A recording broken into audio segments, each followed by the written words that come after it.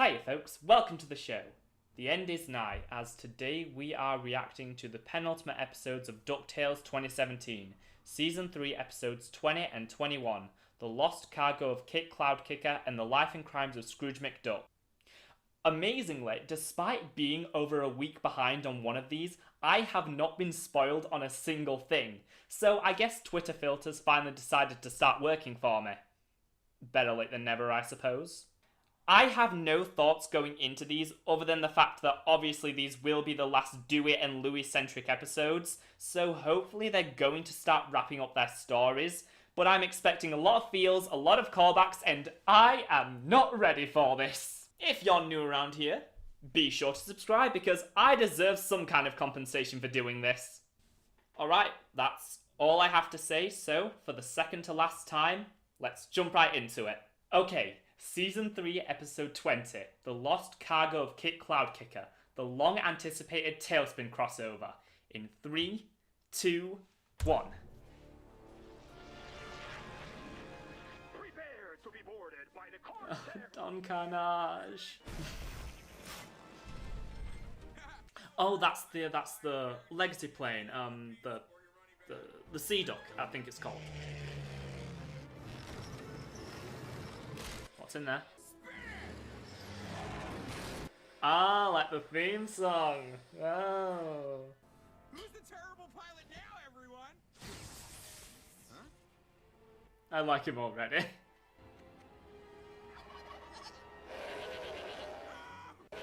There's the lost cargo.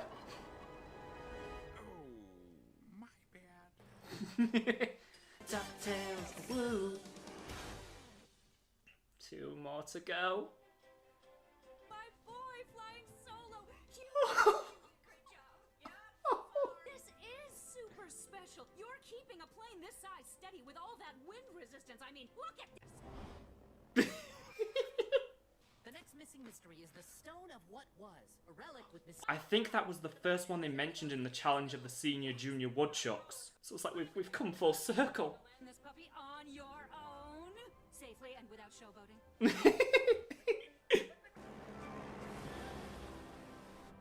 He's already a better pilot than Launchpad. Basic landing.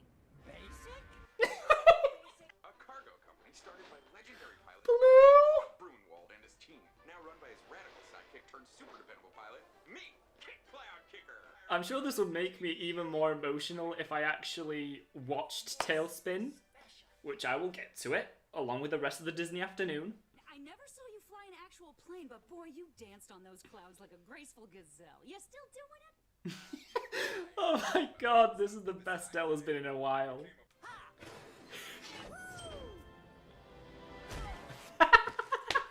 Nailed it! I've always loved cloud kicking or whatever. They're just gonna give us all of Dewey's catchphrases just to make me even more emotional, aren't they?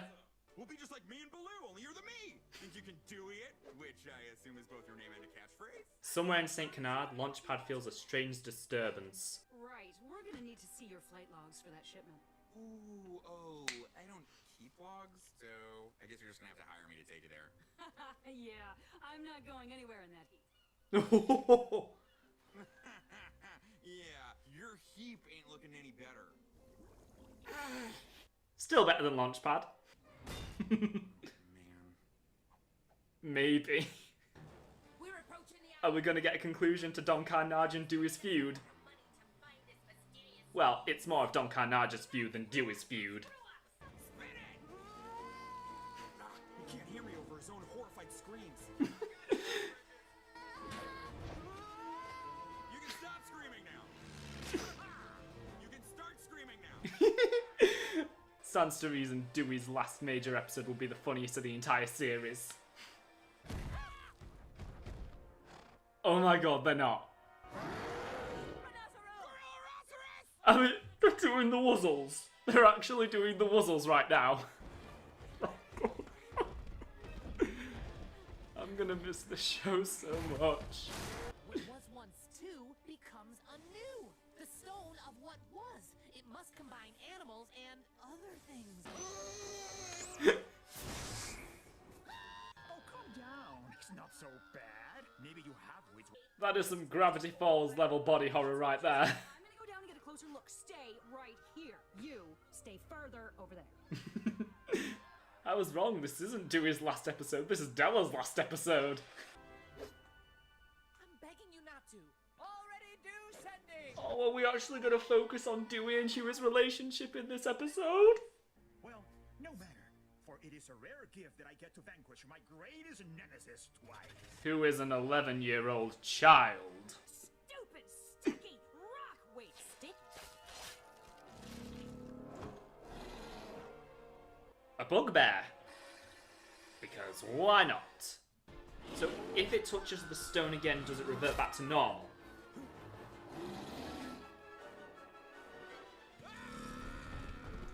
Yeah, that must be a weird experience for you. Quick, back to the cedar. Oh, Huey. Listen, kid, I gave up the thing I was special at because I thought I was expected to do something else. But if you're great at something, you gotta hold on to that, because brother, you are not great at cloud kicking. You are great at cloud kicking, and you are great at flying. The thing you're great at is special because you're the one that's doing it. Doing it. Okay, let's do it. Oh. My boys are growing up. Keep the plane steady! Oh, my children. My beautiful bird children. Yeah! I knew you could do it! Settle down, Huey. This is no time for showboating. I gotta save Mom. My beautiful bird children. Oh. I'm so proud of you. Told ya you were special. Look how steady it is.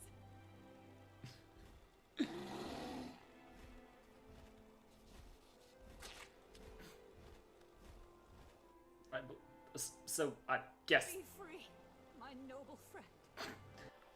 you can't change them back. Well, sucks to be the pirate crew, I guess. I think I finally figured out my thing. To become a fully fledged pilot, I can make flying as special as I am. Oh, I'm so glad. None taken. With his crew scattered and his enemies fled, fall will surely come for his head. Who would have thought of such a dreadful barrage? Is this the end of Don Carnage?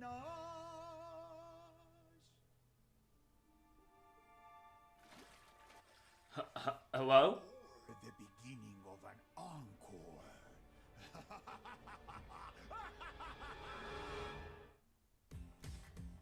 Is Don Carnage going to be in the finale?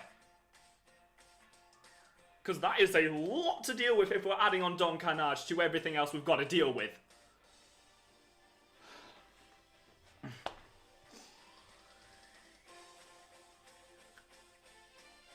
Boy. My precious boy. He's all grown up. It's insane thinking about where Dewey began at the beginning of the series and just going to now and, he's figured out what he wants to do with his life. Frank did say in one of his Tumblr asks that Season 3 is all about the characters coming to the end of this stage in their lives and figuring out where they want to be from now. And, that showed it. Dewey wants to become a pilot, which, I can't believe I didn't see that coming, honestly. It's absolutely... It makes so much sense. It ties into so many episodes. Just, it's beautiful storytelling. But, yeah, that was, the lost cargo of Cloudkicker. It's almost over. It's just one more to go, and we're at the finale. Okay, Season 3, Episode 21, The Life and Crimes of Scrooge McDuck. The final episode before the last adventure that is going to try and wrap up basically every single villain that this show has had that isn't a member of Foul, and apparently now Don Carnage. Okay, starting in 3, 2, 1. Scat! Unsanitary vermin! Furry cute savages! Hey, don't damage the merch! I got a 5-star online buyer for these gremlins! Oh no, Louis. You will take responsibility for your actions. This really is going to be Louis' last episode. Oh, you've been summoned. Don't you mean served? Now, Oh, damn. We're just getting right into this, aren't we?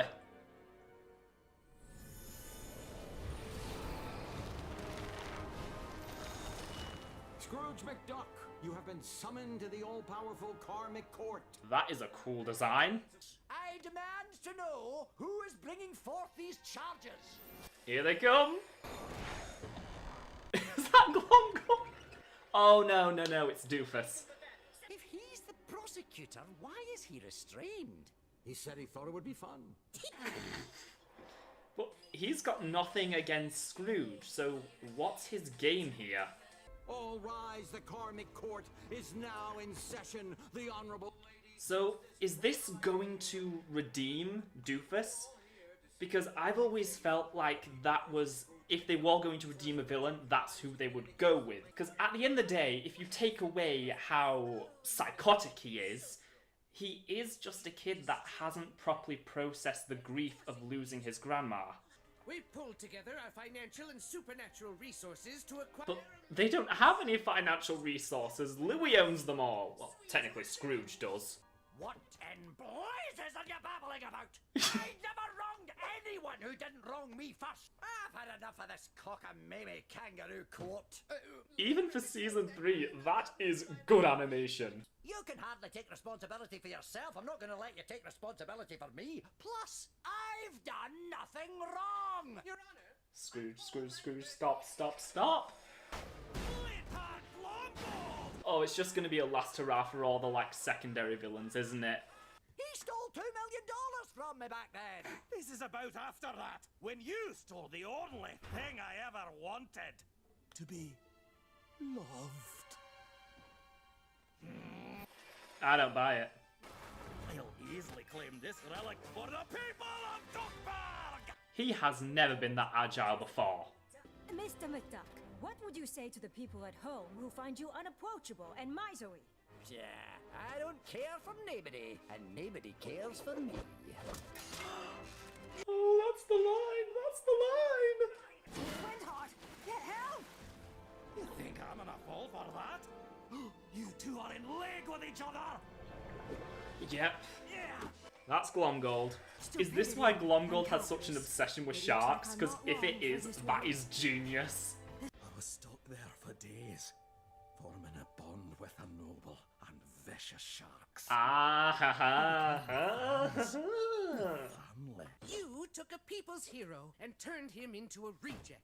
Tossed him into the street like a stray cat in search of a warm lap. Toss him into the street. He was the second richest duck in the world. Or thanks to you! How is any of that my fault? I gave him a little healthy... They're really just throwing all the animation budget into this, aren't they? Order! Seriously! If this is the worst you can come up with, then why are you wasting my time? Mr. McDuck, I don't want to hear another peep out of you. In fact... Your Honor, you really expect us to believe that Scrooge is responsible for creating Glomgold? He did this to himself. I mean, he's planting dynamite under Scrooge's chair right now.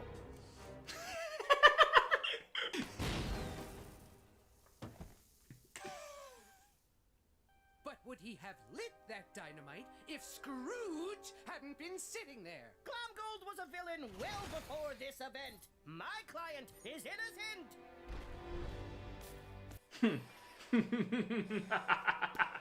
Well done, Llewellyn. Why, thank you. You're in my world now.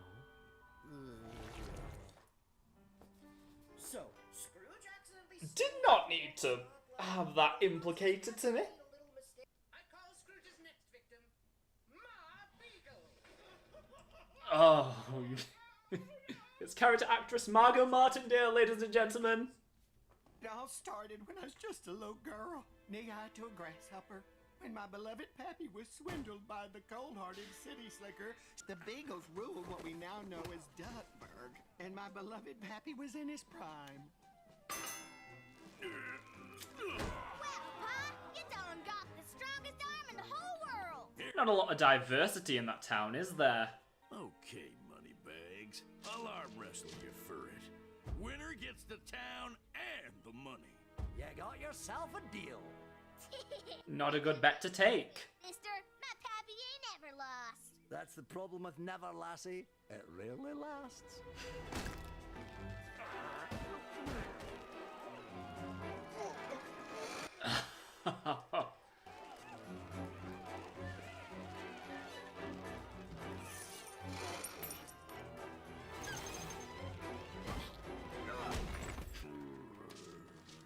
Pleasure doing business with you.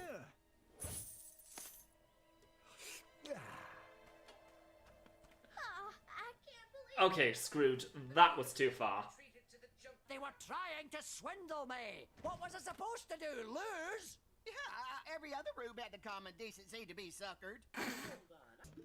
what a shoddy scam. Your time's up, old man. I'm gonna have to take control of this here family and get the Oh my god, that's Ma. Why did I not see it? I call my final witness, We're gonna get some backstory between Scrooge and Magica. Magica Dispel. Oh no. You're a frog, and you. Oh yes, you're definitely a frog. Sister dear, if we turn all the townspeople into frogs, who will give us our gold and turnips? Sweet sensible. You can't turn this around on Scrooge. One day, people stopped coming to pay tribute for some reason. So we summoned a shadow army to collect their treasures. Everything was going fine until he showed up. Don't take digits off my number one. Oh. By taking you down and claiming that treasure for myself with my bare hands. Then I'll beat you with my Bare hands. Is goading. Focus your powers. I don't have to focus to beat this insignificant. Frank did say this would be the best Catherine Tate performance as Magica.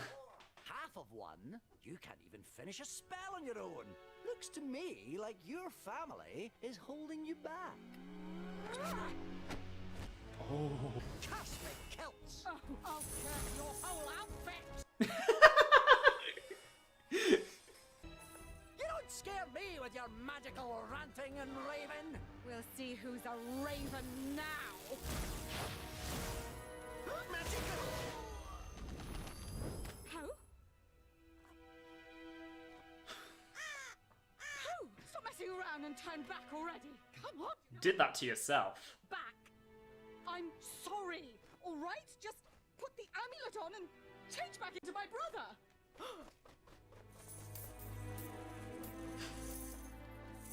Please, help! He's flying away! Sorry, a bit busy at the moment. I'll give you anything. My powers, my throne, everything. Just help me save my brother! Help! No! Come back, please! I'm sorry. This is all your fault! Me? You're the powerful sorceress. You could have stopped him! Well, that'll teach you to tussle with Scrooge McDuck. I searched the world for the raven that was my brother, but there were a lot of dumb birds. After all those years... Damn, Scrooge. Uncle Scrooge. I never thought I'd say this, but I don't know if I can talk our way out of this one. Or if we even should. Oh. That if you live as long as I have, you make a lot of sworn enemies. But when you rack up enough of them, you do have to wonder if you might be part of the problem. God. I wasn't expecting this. I don't want to start an endless rivalry like Scrooge did. Life is too short. And while you may be a freaky, weird, entitled monster kid, I'm still sorry for any pain that I caused you. Louis. Thank you, Llewellyn.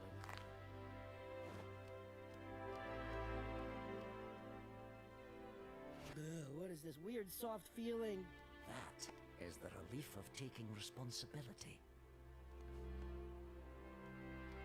don't want to be defined by the mistakes I made, but rather by the humility of admitting them. So, to all of you, I'm sorry. That's right. He created you. But you might say, you created him too. You moron! Scrooge did create his enemies. Come on, Louis. Come on, Sharpie, you can do it. Or, as we have just seen, be humble in his old age.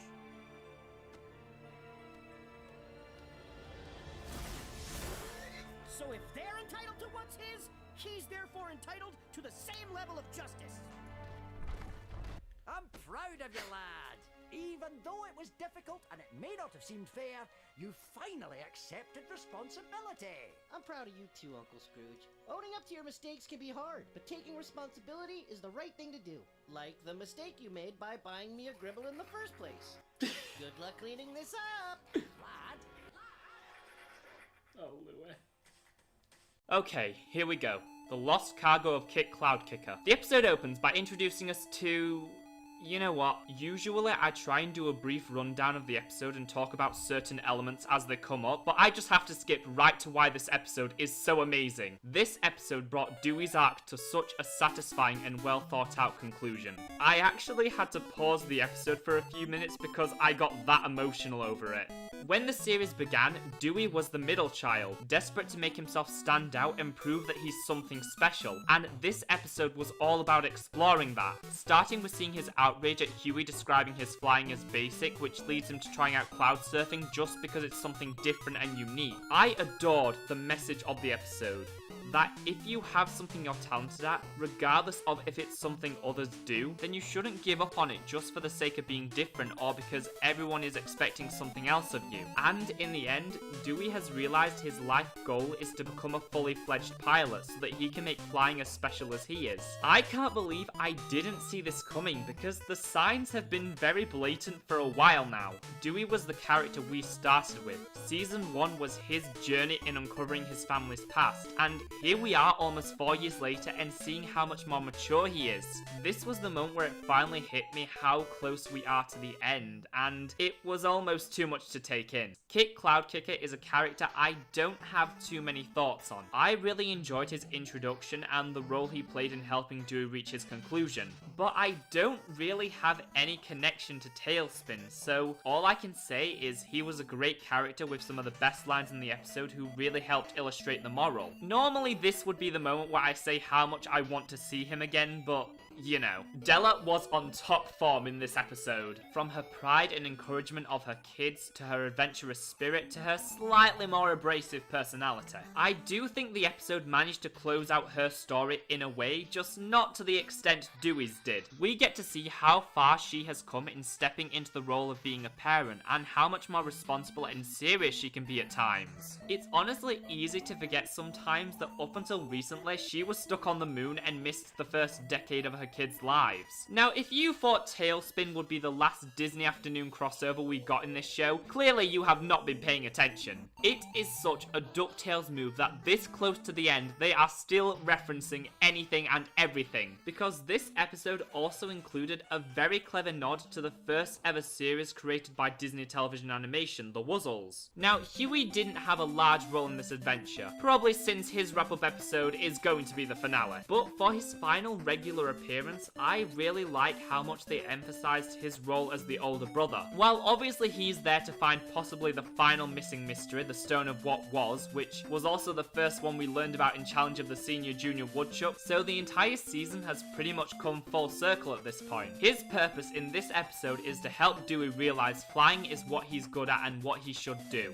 While I wish the episode explored their relationship a little more, the bits we got of it were really nice, and it's probably a good bet the finale will heavily focus on the relationship between the trio. I was going in assuming this episode was going to give us some kind of conclusion to Don Carnage, mainly his feud with Dewey, but instead we got something else. An ominous cliffhanger implying that he will have a role to play in the finale. Also another song, which I, as always, truly appreciated. I was not expecting Don Carnage of all things to be the lead into the finale, but I guess it just goes to show you can never truly count out anything with this series. The Lost Cargo of Kit Cloudkicker is such an emotionally satisfying episode that closes out Dewey's story in such a meaningful way, while also giving us some great Della moments, a fun new character in Kit, and of course a whole bunch of Don Carnage. It was able to keep the emotions and the character journeys front and center while also turning out quite possibly the funniest episode of the entire series, or at least one in the same ranks as Quack Pack. Okay, moving right along to the life and crimes of Scrooge McDuck, which from that title alone, we knew how huge this was going to be. I mean, it is the last regular episode of the series after all. Again, we're jumping right into the big stuff here because oh my god, was this episode phenomenal, especially for Louie. While the previous episode was all about moving on to the future, this was all about reconciling with your past and was an amazing closure for the sharpest of the Sharpies. Having him take responsibility for his actions and showing his maturity in apologizing to Doofus to avoid them becoming mortal enemies. For someone who was introduced to us as the evil triplet, over time he's become so compassionate, and his ending is kind of a response to how his arc closed out in season 2. In order to get Louie to atone for his actions, he had to be backed into a corner and put in a situation where he couldn't talk his way out of it. But in this episode, he had so much agency, especially the moment that shocked me when he suggested if they should even try and talk their way out of what Scrooge did to Magica. Though despite him finally taking some responsibility, Louie is still Louie, and old habits die hard.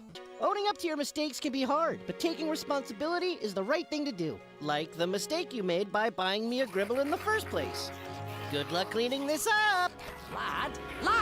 While Louie is what I wanted to talk about first because he is my favourite character, Scrooge is the real main event of this episode. Throughout the episode, we see him slowly come to terms with his past and realise that he might be part of the problem. From the beginning when he completely dismisses Glomgold, to admitting he could have been nicer to young Ma Beagle, to fully realising he made a mistake in what he did to Magica. This episode also gave us the full picture of Scrooge. Following on from what we saw a little bit of in the first adventure, the Scrooge in the flashbacks is a very different man. The social recluse who cares for nobody, a ruthless tycoon, and perhaps the most shocking is how little he values family, telling Magica that her family is holding her back. And it's all building up to Scrooge following his own advice and taking responsibility for his actions in the absolutely beautiful apology scene. I wasn't expecting Scrooge's story to end in such a small way, but this had so much impact, finally putting his own arrogance aside to recognise the mistakes he's made. But this isn't only a wonderful conclusion to Scrooge and Louie, but it's also a big last hurrah for some of the show's most iconic reoccurring villains, Flintheart Glomgold, Ma Beagle, Magica De Spell, and Doofus Drake.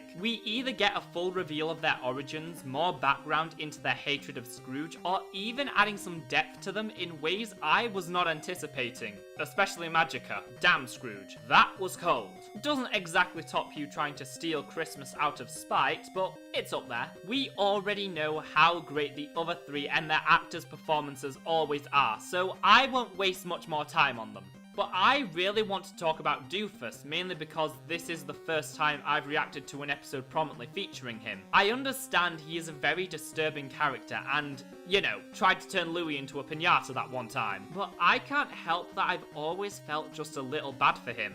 When you remove the exaggeration of this being a cartoon, at his core, Doofus is just a child who hasn't been able to properly process the trauma of losing someone he loved at such a young age. He was given so much money and power while he was still in such a vulnerable state of mind. That doesn't excuse any of his actions, but at least it does make the reasons behind his behaviour more clear. For those reasons, I felt if the show was ever going to redeem any of its villains, he would be the one they'd go with. And while the episode didn't go to that extent, it did leave Doofus on a surprisingly uplifting note by having Louie reconcile with him before he makes a dramatic exit in the way only Doofus Drake could. The last thing I have to address with this episode is its production values. In a season that has given us many expertly animated moments, this was a cut above the rest, especially during Scrooge's rant. Don't think I didn't notice that subtle milk Carl head swaggle he did. I see you, animators. But we all know by now that Season 3 has spectacular animations, so I just want to devote some time to gushing about the music in this episode.